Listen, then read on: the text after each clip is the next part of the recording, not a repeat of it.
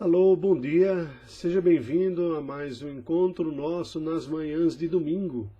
Como você está reparando, a transmissão da manhã deste domingo, 8 de agosto, não está sendo feita a partir do púlpito da Primeira Igreja Presbiteriana de Belo Horizonte.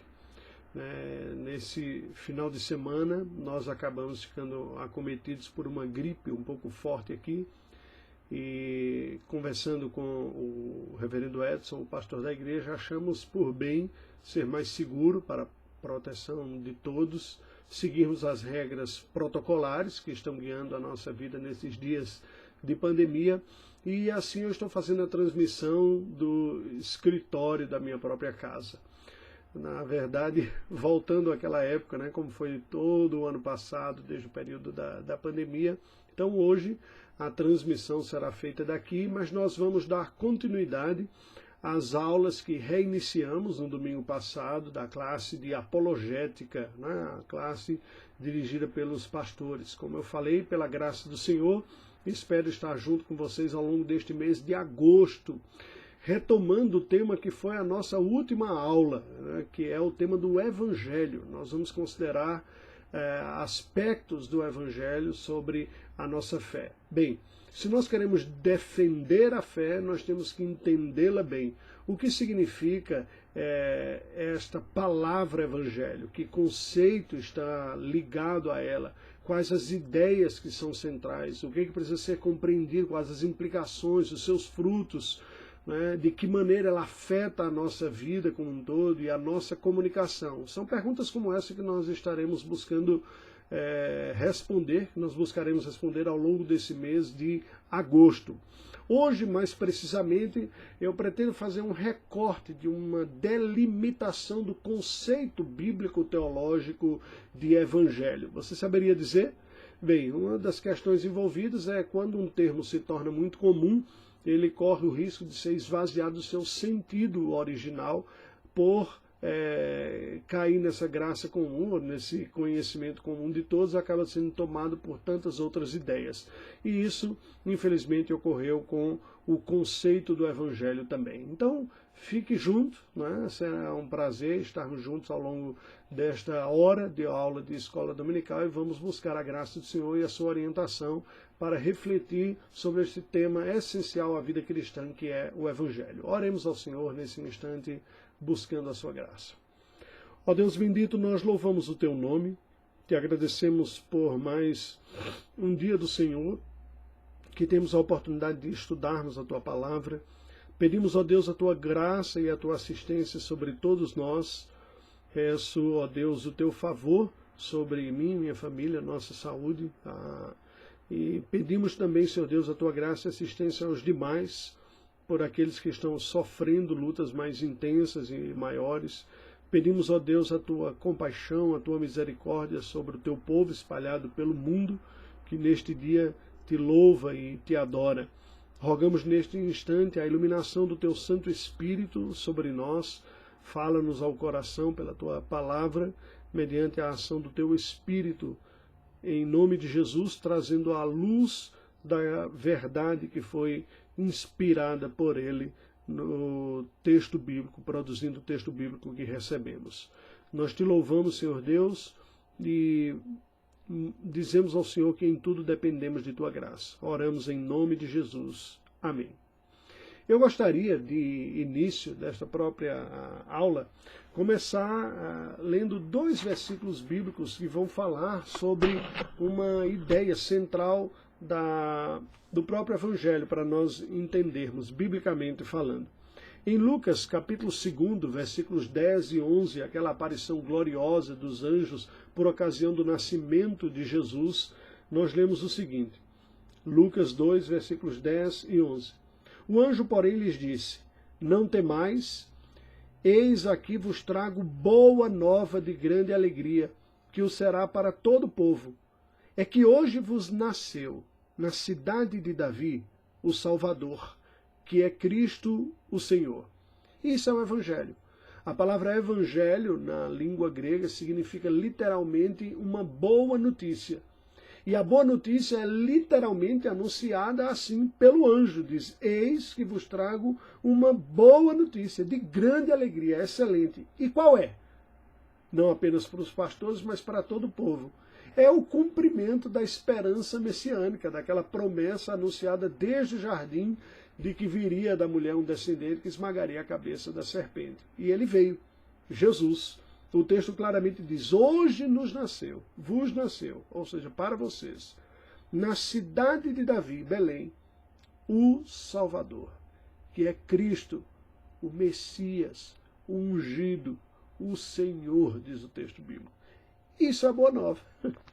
Esta ideia é a ideia da aula de hoje, é precisamente isso. O que é o Evangelho?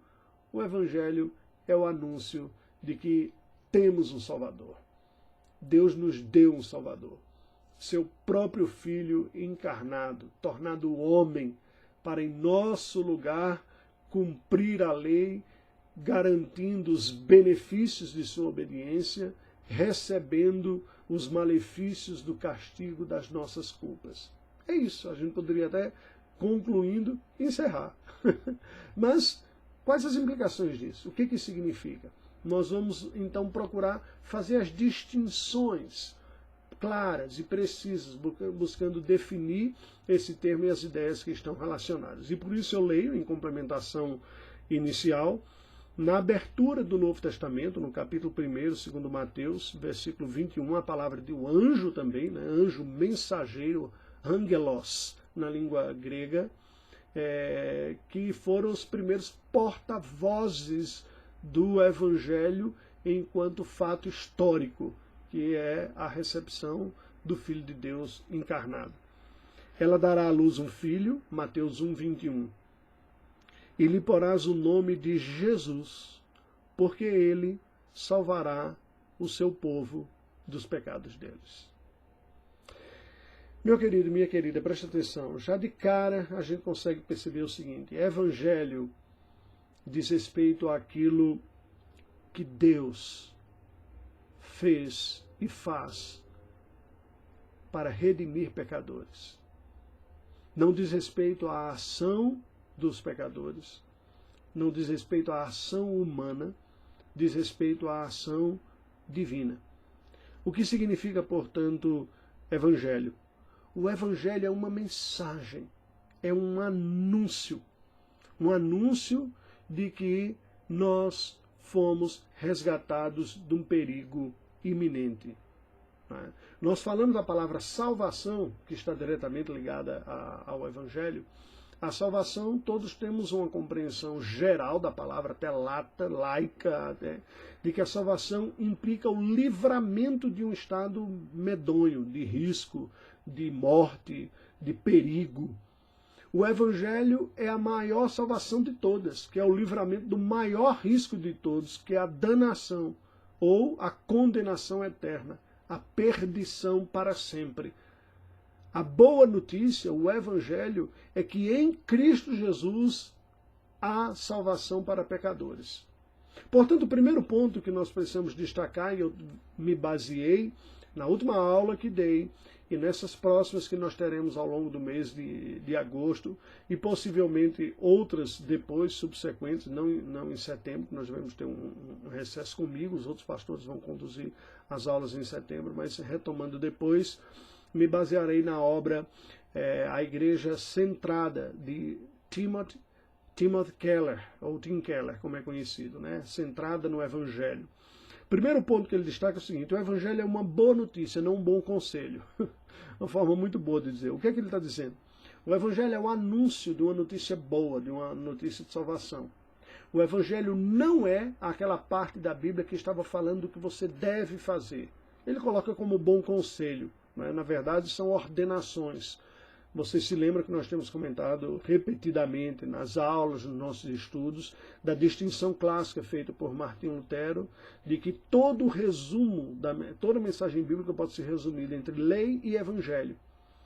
Entendendo que lei é toda aquela parte da Bíblia que falam das ordenanças divinas, aquilo que nós devemos fazer, de nossas responsabilidades, e evangelho fala das ações divinas para resgatar, redimir, salvar, perdoar os pecadores. Portanto, sendo assim, o Tim Keller, na sua obra, coloca: o Evangelho é uma boa notícia. Não é uma instrução, não é uma determinação, não é uma ordem. Aqui ele coloca: não é um bom conselho. O Evangelho não é fundamentalmente um modo de vida. Às vezes nós usamos nesse sentido, mas nós corrompemos o sentido original quando fala: estou vivendo o Evangelho. Não é? Veja que a Bíblia diz, o apóstolo Paulo vai falar em Filipenses capítulo 1, que nós somos chamados para vivermos do modo digno do Evangelho. Veja, modo digno, não viver o Evangelho. Do modo digno é que, em resposta à boa notícia do Evangelho, nós somos chamados para viver de uma maneira que reflita que fomos alcançados por este Evangelho. O texto de Mateus diz que o nome do Salvador seria Jesus, porque ele salvará o seu povo, preste atenção, dos pecados deles. Não apenas da condenação dos pecados deles, mas o texto bíblico diz claramente dos pecados deles.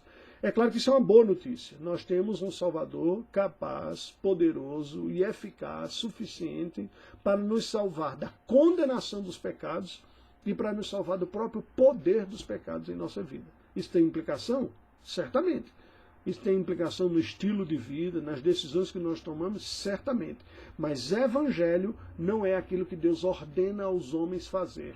Evangelho é o que Deus faz para alcançar o perdido, alcançar o homem e redimi-lo, e resgatá-lo, e transformá-lo. Portanto, é aquilo que foi feito por nós, certamente, que demanda uma resposta. Em geral, nós usamos o termo Evangelho de uma maneira genérica para falar sobre toda a mensagem bíblica, mas não é preciso. É possível que nós ouçamos mensagens e façamos estudos bíblicos e não existe evangelho naquilo que nós estamos estudando, apesar de ter conteúdo bíblico, né? Um conteúdo focado nas ordenanças, né? Nas ordens que são dadas, ou em contextos, em instruções técnicas. Né?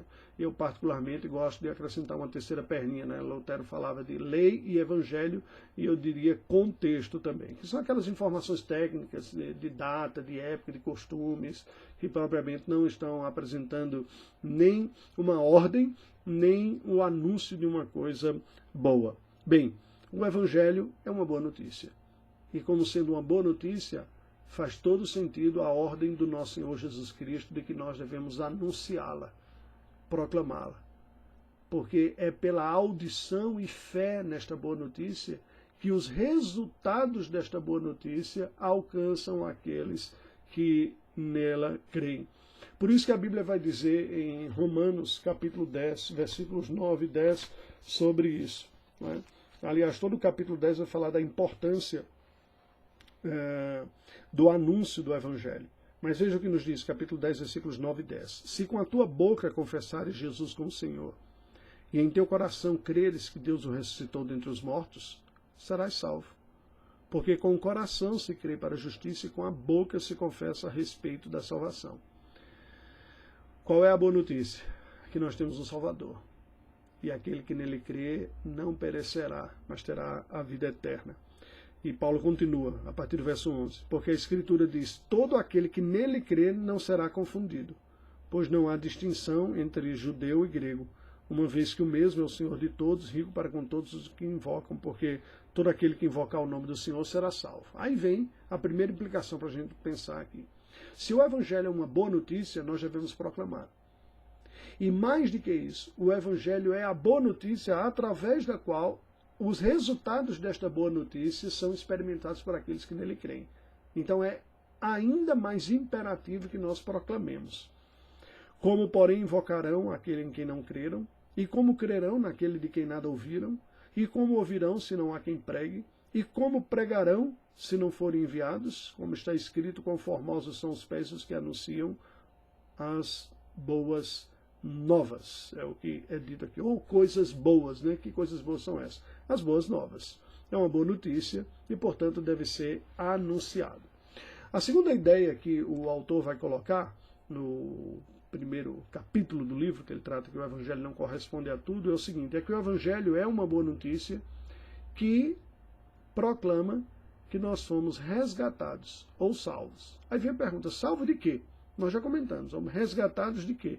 Nós somos salvos da ira vindoura, do juízo certo que um Deus santo e justo tem reservado e executará. Porque se Deus é santo, o pecado o incomoda. E se ele é justo, ele deve punir. Quando Paulo escreve aos Tessalonicenses, na sua primeira carta, versículo 10, ele diz o seguinte: para guardardes do céu o seu Filho, a quem ele ressuscitou dentre os mortos, Jesus, que nos livra da ira vindoura. Esta é a boa notícia.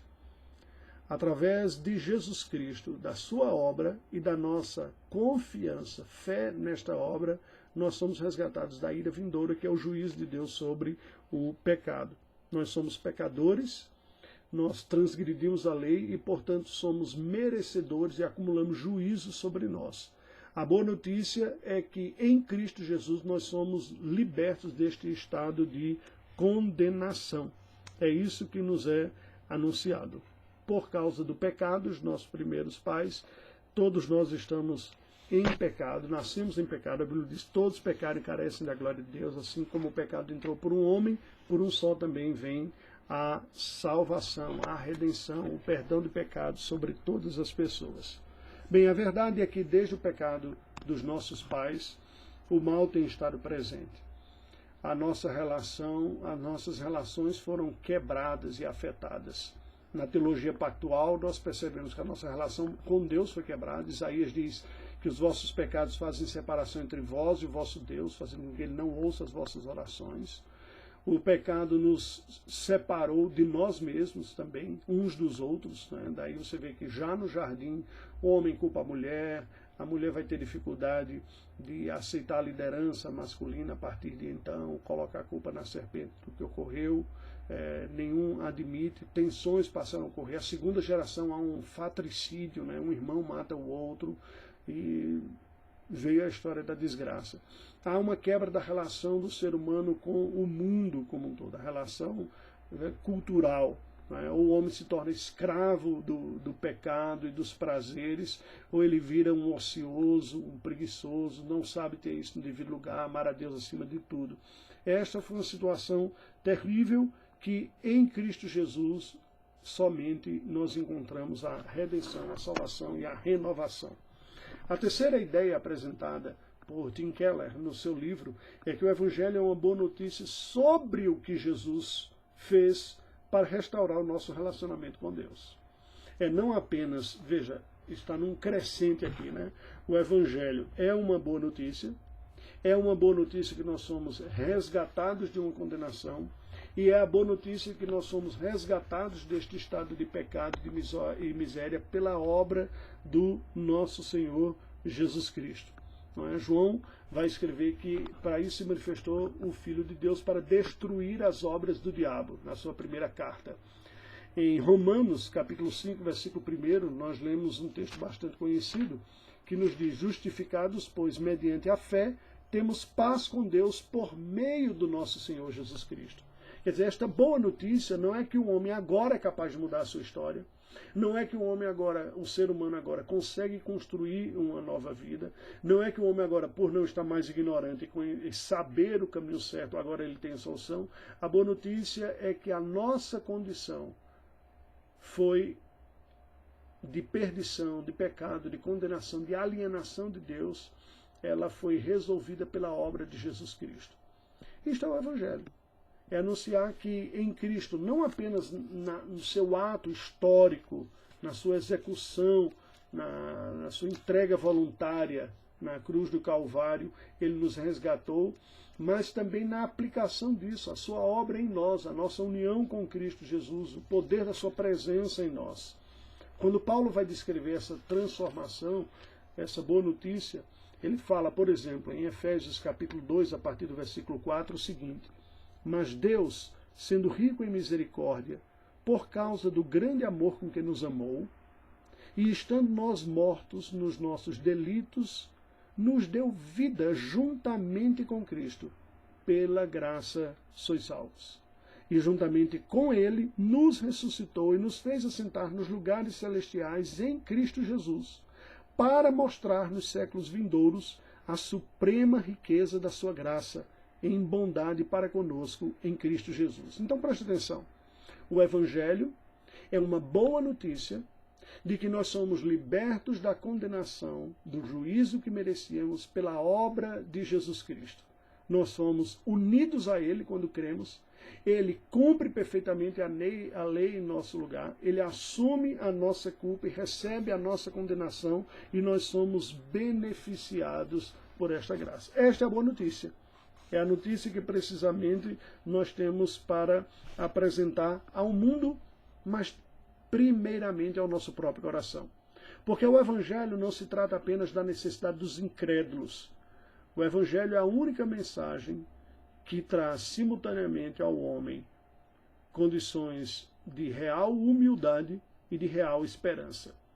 Porque ao nos lembrar diariamente de que nós somos pecadores, indignos e merecedores da condenação, ela cura o nosso coração. O Evangelho cura o coração do cristão do orgulho e da prepotência. Sem o Evangelho, facilmente nós caímos nas garras da tentação religiosa, do farisaísmo, do sentimento de superioridade para com as outras pessoas, pela diligência religiosa. Mas com o Evangelho, nós não apenas teremos condições de ter uma humildade real para olhar para Cristo e entender todo o benefício dele, como esperança real. Porque o Evangelho aponta para a força infinita de Deus, para o poder infinito de Deus, para aquilo que ele está fazendo. E isso é a única realidade que pode trazer esperança real para o homem finito, falho e pecador. Então, sendo assim, nós precisamos lembrar que se o Evangelho é essa boa notícia, se o Evangelho é a mensagem do Evangelho é a mensagem da obra de Jesus Cristo, de redenção, de perdão, de graça ao pecador. Por outro lado, nós precisamos lembrar que o Evangelho não é o que ele resulta. Ou seja, o Evangelho não são os resultados do Evangelho. Essa verdade gloriosa do Evangelho produz obras. Ela vai produzir fruto. Veja o mesmo texto de Efésios. Eu continuo a ler, Efésios capítulo 2, a partir do versículo 8, diz assim: porque pela graça sois salvos, mediante a fé, e isto não vem de vós, é dom de Deus. Somos salvos pela graça através da fé. Isto não vem de nós, é um dom de Deus. Mas ele continua: não de obras para que ninguém se glorie. E por fim, no verso 10, pois somos feitura dele, criados em Cristo Jesus para as boas obras, as quais Deus de antemão preparou para que andássemos nelas. Eu gosto da frase do Sproul, R.C. Sproul, que comentando sobre isso diz: nós somos salvos pela fé somente, mas a fé que salva nunca vem sozinha. Ou seja, é somente a graça de Deus que é recebida pela fé que produz essa salvação. Porém, esta salvação que veio como resultado da fé, ela produz obras. Isso não é o Evangelho, mas é o resultado do Evangelho. Em outras palavras, nós não podemos confundir fé com obras. Não podemos confundir a boa notícia do Evangelho, de que Deus em Cristo faz para salvar pecadores, redimir pecadores, transformar pecadores, com as implicações e os resultados disto na vida dos pecadores, que certamente tem implicações. Aliás, a mudança de vida cristã real é decorrente do foco sair de nós mesmos para Cristo Jesus.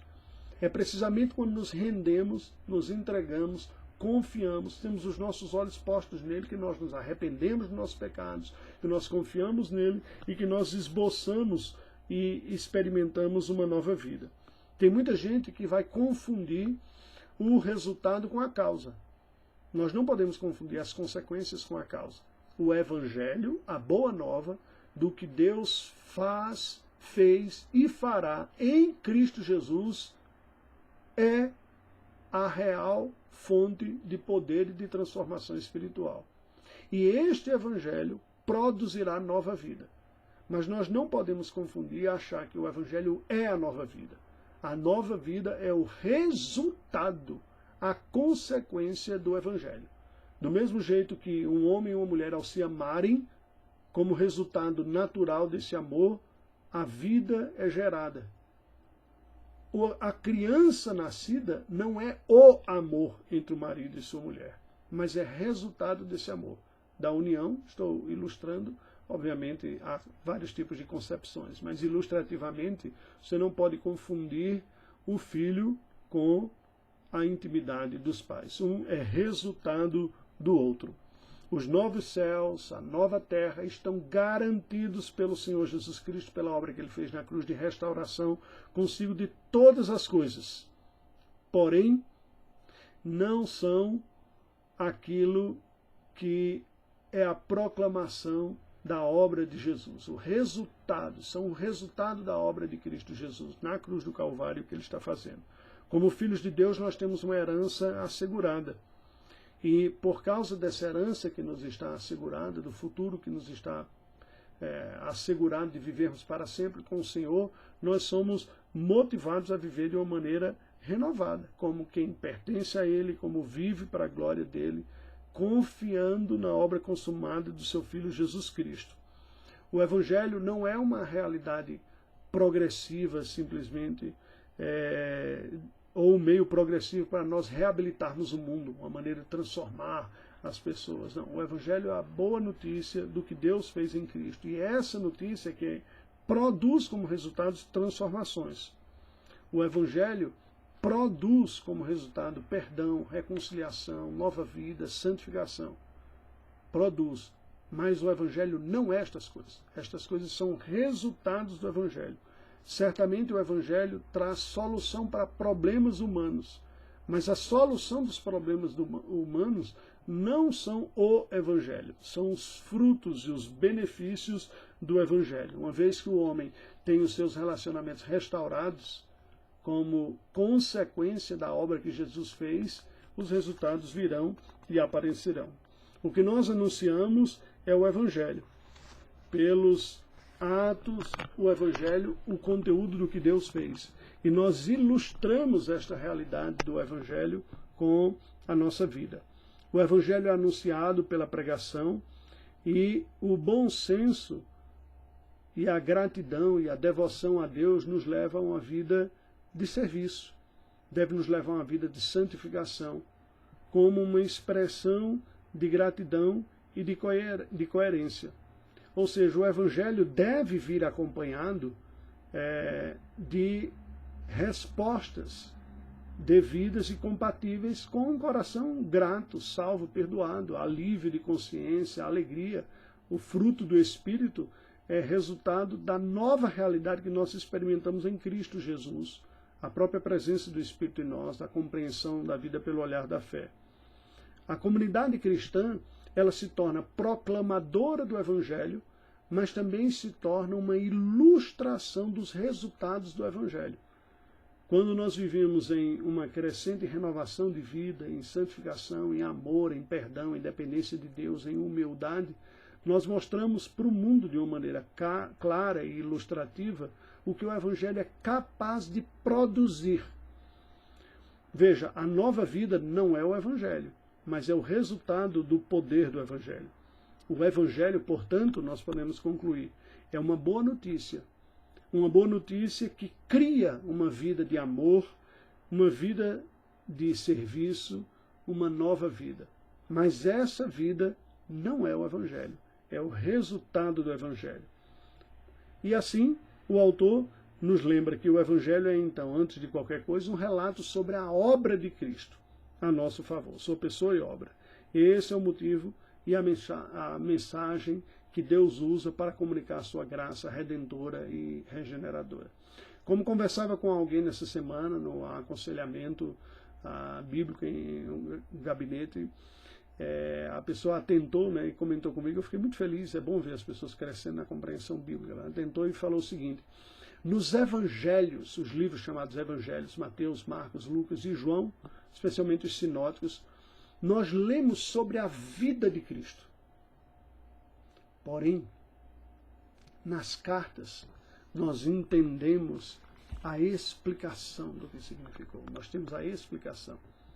Ou seja, nós lemos os fatos sobre Cristo, com alguma interpretação, é verdade, nos evangelhos, e com alguma interpretação. Já nas cartas nós lemos a interpretação com alguns fatos. O que é o Evangelho? O Evangelho é precisamente o anúncio do que Cristo é, de quem Ele é e o que Ele fez. O que significa? É o seu ser, a sua obra anunciada e explicada. Isso é o Evangelho. E esta mensagem tem um poder sobrenatural de produzir nova vida, perdão, salvação e redenção. E aí o autor nos lembra que o Evangelho tem dois inimigos opostos. Hoje mesmo, na verdade ontem, né? Porque hoje é domingo, ontem eu estava vendo alguns vídeos do autor, né, preparando algumas coisas para as mensagens curtas que eu espero voltar. Hoje, ao longo dessa semana, você vai voltar a receber as mensagens curtas de 7 minutos. Né? Estou fazendo um teste essa semana, vamos ver como vai sair. Antes de começar uma nova série, pegando alguns vídeos aqui e acolá, de algumas falas que eu dei e outras que virão de outras pessoas. E o Tim Keller nos lembra de duas ações que são contrárias ao Evangelho, inimigas do Evangelho, contra o Evangelho de Cristo. Elas são igualmente contrárias, porém são opostas na sua maneira de atuar. Elas são iguais enquanto serem contrárias ao Evangelho, inimigas do Evangelho, mas elas são entre si opostas na maneira de ver a vida. Que erros são esses? Ele vai dizer, o primeiro erro deles é o legalismo, e o segundo, dizia o anti-evangélico, é o antinomismo. O que significa isso? Bem, o legalismo basicamente afirma que nós, para sermos salvos, aceitos e abençoados, nós precisamos ter uma vida santa e moralmente boa. Isso é o legalismo. Para você se considerar uma pessoa perdoada e ser aceita por Deus, você tem que ser zeloso no cumprimento da sua palavra. Basicamente o que ele está dizendo é que a relação com Deus e os benefícios dessa relação com Deus, sua aceitação, a reconciliação, é consequência e premiação do seu esforço em agradar a Deus. Não é preciso fazer muito esforço para perceber os riscos desta visão, né, de gerar castas espirituais entre os mais delicados, os menos delicados, arrogância, prepotência, o foco em si mesmo que as pessoas terão, aqueles que são delicados, o desespero por parte daqueles que não são. Mas no ponto oposto nós temos o antinomismo. Se o primeiro é legalismo, ou seja, um sistema de vida que se baseia na legalidade, na capacidade de seguir a lei de Deus para ser aceito como uma premiação, você não tem afeto, não tem graça, não tem amor, não tem reconciliação, não tem gratidão profunda. Jesus alertou contra isso. Quando ele visitando a casa de Simão, um fariseu, ele é surpreendido por uma mulher que demonstra carinho, amor, gratidão, lhe derrama perfume, lava os seus pés com suas lágrimas, enxuga com seus cabelos. E Simão fica escandalizado com aquela cena. E Jesus disse, Simão, eu entrei, você não me cumprimentou, você não me tratou bem, mas essa mulher não para de me tratar dessa maneira. E aí Jesus diz a frase impactante, né? Quem muito é perdoado, muito ama. O verdadeiro amor expresso na obediência a Deus, na santificação, será proporcionalmente à consciência, será proporcional à consciência de perdão de pecados. Ou seja, o perdão, a aceitação por Deus antecedem e gera a resposta piedosa. O legalismo vai dizer, o esforço é que lhe dá o direito a ser acolhido por Deus e amado. O cristianismo, pelo Evangelho, vai dizer, o que Deus fez por você, por lhe amar, lhe perdoar, é que vai produzir o poder de uma nova vida em você, como resultado do Evangelho. E o antinomismo, como o texto diz, como o próprio nome diz, anti, né, significa contrário, e nomismo, sistema de regra, de lei. Legalismo vem de lei, né, só que do latim, e nomismo vem de nomos, que é do grego, que é lei. Significa dizer um estilo de vida em que se nega a importância da lei. O antinomismo prega que, como nós já fomos salvos, então não precisamos ter uma vida santa e moralmente boa. Não há lei nenhuma, não há lugar nenhum para a lei na vida cristã. Já fomos salvos. Isso não é o cristianismo. Se o primeiro não é o cristianismo, veja, ambos negam o evangelho, porque um está dizendo você precisa fazer por merecer. O segundo está dizendo não há nada o que ser feito. Como é graça mesmo, basta você acreditar e viver da mesma maneira. Aqui é que vem a ponta de lança do evangelho, como diz o Tim Keller. Aqui é que vem a diferença. Uma distinção bem clara e bem definida entre legalismo, antinomismo e evangelho é essencial para a vida da igreja. Porque o evangelho é o poder de Deus para transformar vidas. É pelo amor de Deus manifesto em Cristo Jesus e somente por isso que pecadores recebem um poder para viver de uma maneira diferente. De uma maneira santa, renovada, com gratidão, com alegria, com prazer, pelo que Cristo já fez. E por isso que a religião é motivada por um fator poderoso de graça já recebida. Agora, essa graça que foi recebida é a graça que aquele que começou a boa obra em vós há de completá-la até o dia de Cristo Jesus. Filipenses 1,6. Aquele que opera em vós tanto querer como realizar segundo a sua boa vontade. Diz Paulo novamente aos Filipenses, só que no capítulo 2, né, nós lemos 1,6, estou plenamente certo que aquele que começou a boa obra em vós há de completá-la até o dia de Cristo Jesus.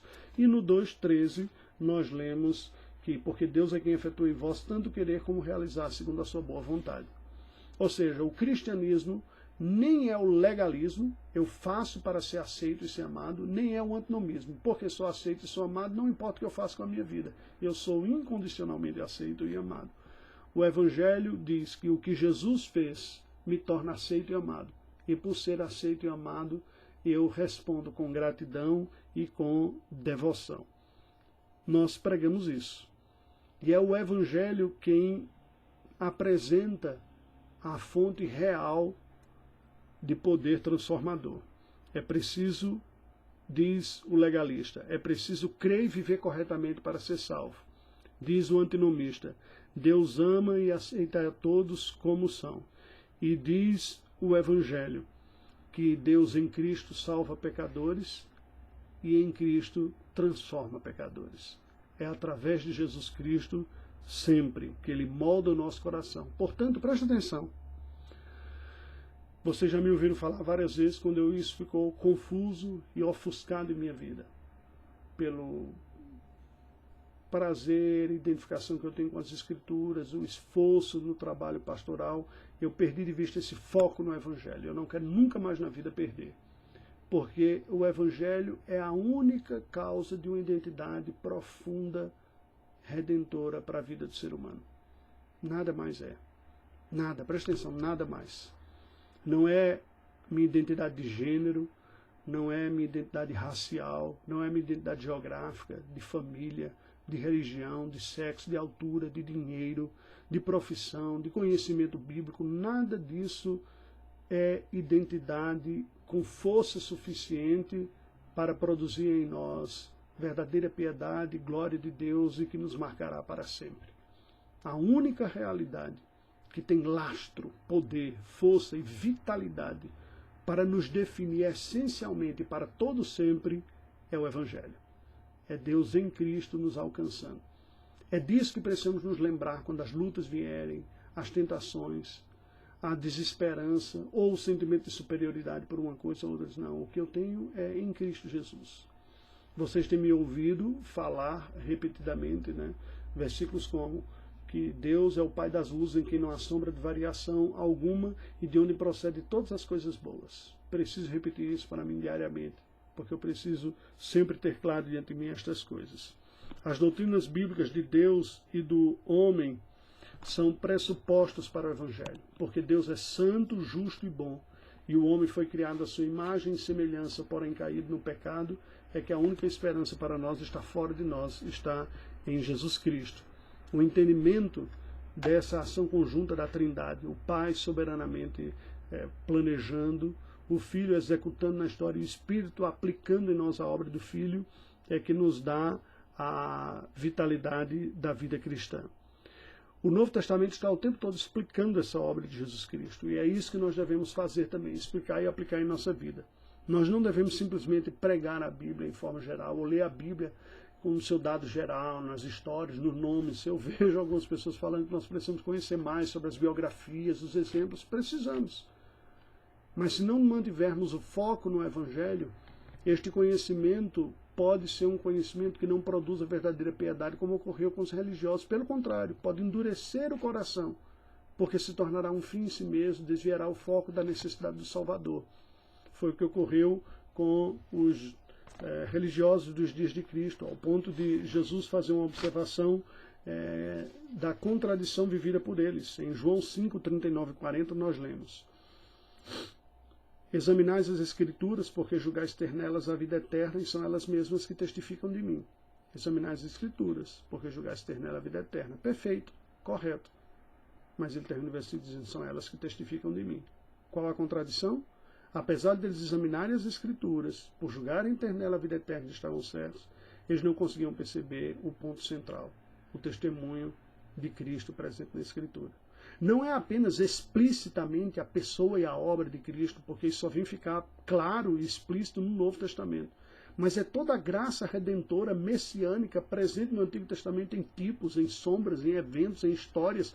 E sobre isso eu peço que você olhe a última aula que nós demos, quando a gente fala da riqueza do Evangelho, a diversidade como o Evangelho apresenta. Volta lá, entra aí no playlist da igreja, ou do meu canal, está em ambos a mensagem, e procura lá a riqueza do Evangelho.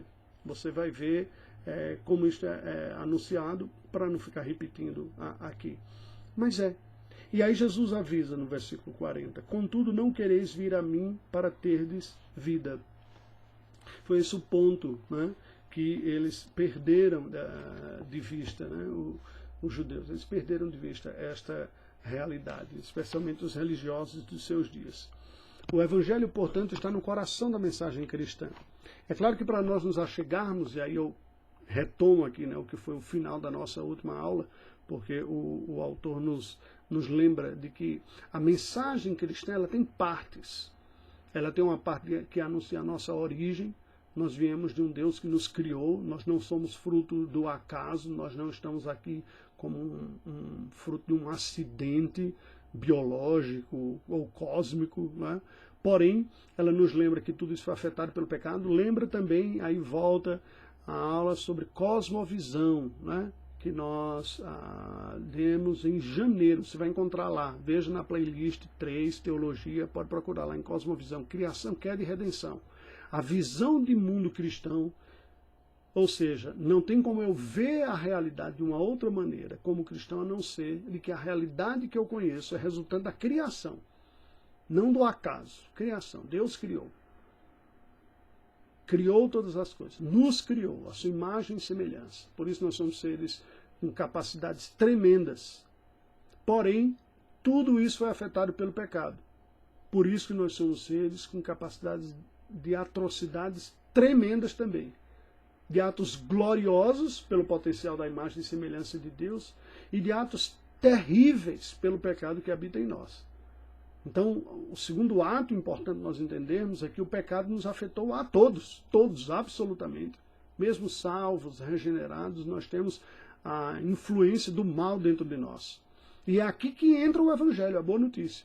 Esse Deus pessoal, Criador soberano de todas as coisas, que criou o homem para depender dele, e nessa dependência manifestar todo o seu potencial também. A obra de Deus foi perfeita, e nós não somos perfeitos como Deus é perfeito. A perfeição humana é relativa, enquanto que a divina é absoluta. Ou seja, em Deus a perfeição é completa. Deus não pode melhorar, porque isso implicaria em uma incapacidade anterior, e Deus não pode piorar porque ele é perfeito. Ele é absolutamente perfeito, mas orgânico, dinâmico, em comunhão, Pai, Filho e Espírito Santo, em eterna comunhão. Nós somos perfeitos enquanto criaturas, o que significa dizer que na nossa relatividade, na nossa limitação, nós somos criados, né, é a criação original, com plena capacidade de viver bem para a glória de Deus e funcionar perfeitamente. e tínhamos todas as condições de fazer isso. Contudo, como fomos criados, esta perfeição só permaneceria necessariamente e essencialmente, não tinha como ser diferente, só permaneceria sob um estado de permanente dependência. Ao decretar autonomia, veja, nós falamos aqui de legalismo como uma negação do Evangelho, que é eu faço para merecer, porque eu obedeço, eu serei amado e perdoado. Falamos de antinomismo, a negação da lei. Né? Assim, é a graça que me veio, não importa a maneira como eu vivo, importa. Se nós desonramos a Deus, nós haveremos de ser disciplinados. Isso afeta minha vitalidade espiritual, minha capacidade de louvar a Deus e glorificá-lo. Ele é desonrado, é inevitável que venham os escândalos, mas ai daqueles através de quem eles virão, disse o Senhor Jesus. E tem um terceiro, que é a autonomia. Autonomia, autos, é gerência própria, né? By myself, fazer por mim mesmo, fazer por si mesmo, nomos, lei, é eu ser o gerador, o criador das minhas próprias leis. É uma ideia muito mais profunda que meu corpo, minhas regras, é minha vida, minhas regras, eu que determino. Essa foi a desgraça, e é a desgraça do ser humano até hoje. Então eu tenho que entender a obra da criação, tenho que entender o pecado, e eu tenho que acolher e entender o Evangelho, a graça de Deus, a boa nova de que em Cristo Jesus nós somos perdoados, reconciliados e refeitos, restaurados. Claro que a restauração é um processo, porque aí vem criação que é de redenção. A redenção consiste na justificação, no perdão, na salvação, mas também na santificação. Desses pontos, o Evangelho é o único aspecto da mensagem que não diz respeito a o que eu faço, mas ao que Cristo fez, o que Deus fez em Cristo Jesus, fez e faz. Porque em resposta ao Evangelho, a Bíblia exige de mim arrependimento e fé. Arrependimento e fé. Cristo, em primeiro lugar, essa é a resposta que eu devo dar. Cristo é o meu Senhor, é o meu Salvador, as coisas são restauradas por Ele. A Bíblia diz que em Cristo Jesus Deus estava reconciliando consigo o mundo, todas as coisas, pela sua encarnação.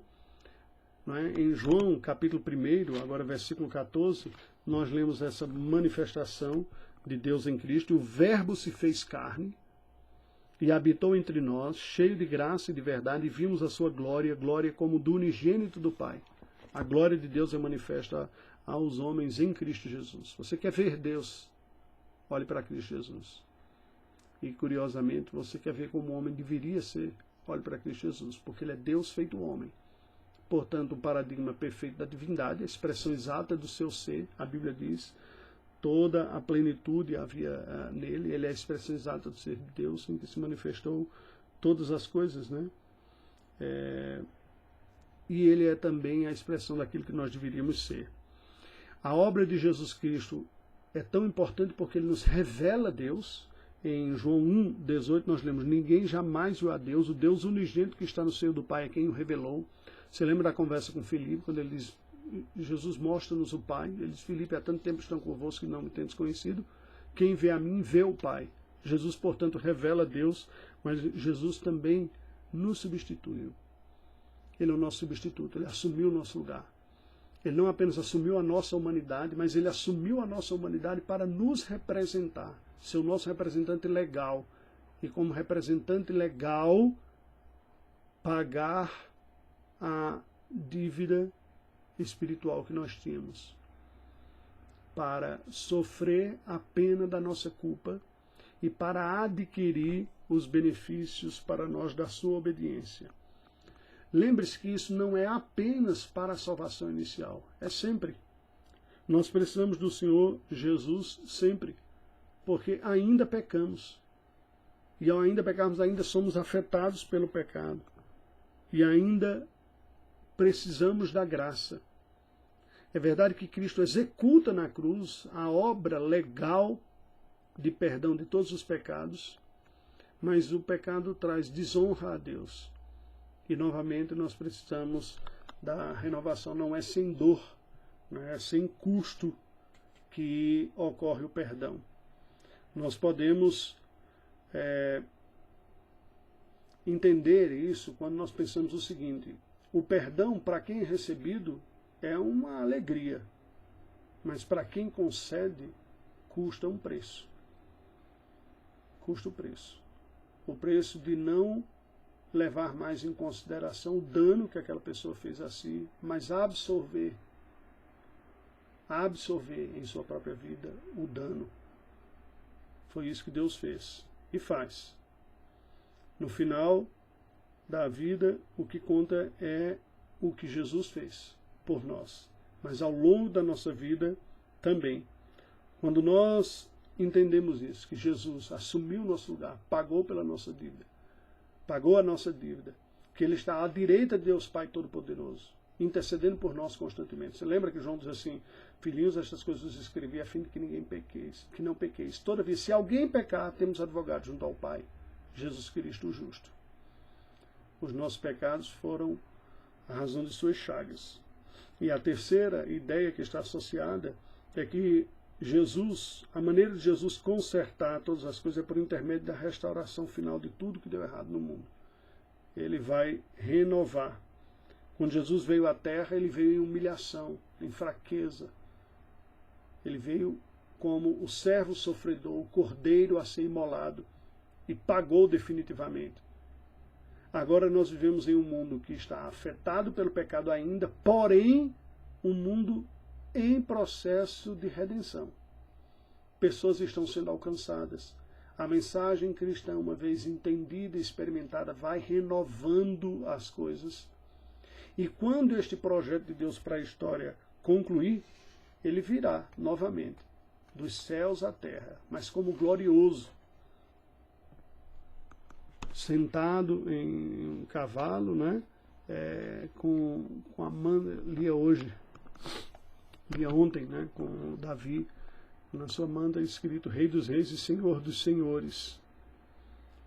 E ele virá para fazer novas todas as coisas. Novo céu, nova terra, nova vida.